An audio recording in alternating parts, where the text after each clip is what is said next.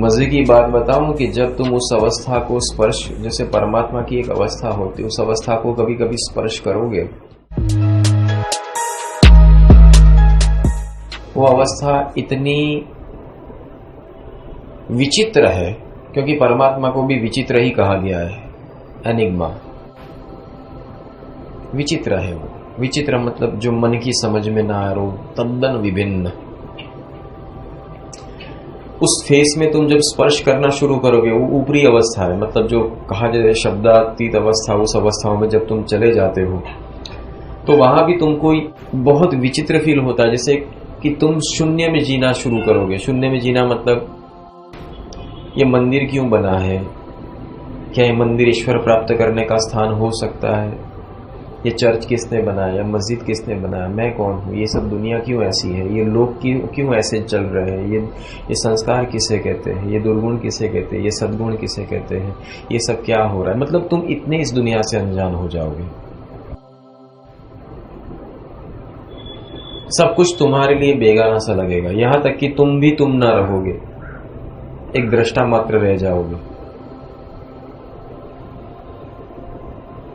सब कुछ एक विचित्र लगेगा, जैसे कि तुम यहाँ आसपास एक ऐसी अवस्था में, उस अवस्था में चले जाओगे तो वो लगेगा जैसे कोई झगड़ रहा है, कोई हंस रहा है, कोई मर रहा है, कोई जन्म ले रहा है। तुम्हें सब कुछ एक क्रिया मात्र ही लगेगा, उससे तुम्हें कोई, वहां पर तुम्हारी कोई संज्ञा न प्रकट होगी, न वो संज्ञाएं तुम्हें स्पर्श कर सकेगी।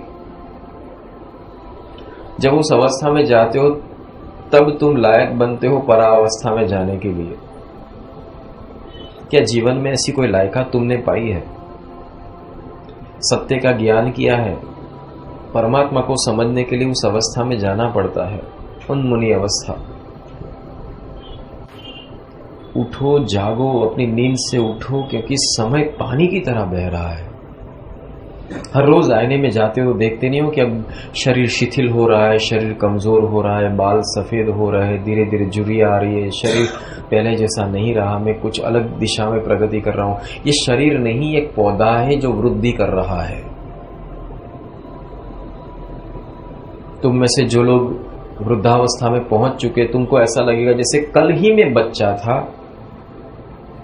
कल सुबह में बच्चा था, दोपहर में मैं जुआन हुआ, शाम को मैंने संसार रचाया और आज अभी बूढ़ा हो गया, आज अभी बूढ़ा हो गया। बस तुम में से कोई एक चला जाएगा, फर्क क्या रहेगा? हम सब ये देखते भी है, पर हम उस सॉफ्टवेयर का हिस्सा बन चुके हैं, इसीलिए चुप रहेंगे, देखा करेंगे। यहां से भी कोई एक व्यक्ति रुखसत हो जाए तो तुम लोग वो रुखसत हुए वहां तुम्हारे हृदय में एक घात नहीं लगेगी, एक स्ट्राइक नहीं होगी। गुजराती में कहने फाड़ पड़ेगी। आपके हृदय के अंदर भी वो एक एहसास डरावना नहीं होगा कि अरे ये तो गया, अब मेरा क्या, ये कहां गया और ये कहां गया, और मैं इस तरह से जब मेरी बारी आएगी मैं कहां जाऊंगा। ऐसा लगता है एक काल पुरुष रूपी पिशाच एक को धीरे धीरे ग्रहण कर रहा है, और किसी को जब कैप्चर करके पूरी तरह से निगल जाएगा, तुम भी वहां सामने खड़े रह के देखोगे और चले जाओगे।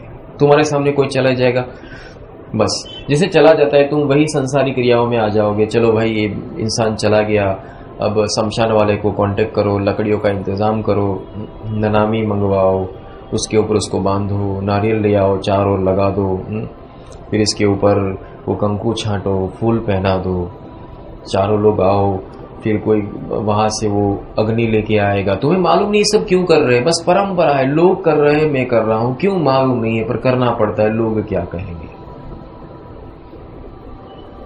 वो अग्नि आसपास घुमाओ, आगे किसी आदमी को मटकी में उसको दौड़ाओ, ननामी को उठाओ, फिर वो बोले भाई इसको कांधा दो। अरे चला गया, उसको कांधा देना, इस शरीर को क्यों कांधा दे रहा है? राम बोलो भाई, राम बोलो। क्या कौन सा राम? क्यों तुम बोल रहे हो? तुमने देखा है? परंपराओं में चल रहे हो, बस परंपरा परंपरा परंपरा परंपरा। सत्य क्या है मालूम नहीं, परंपरा में तो जाना है।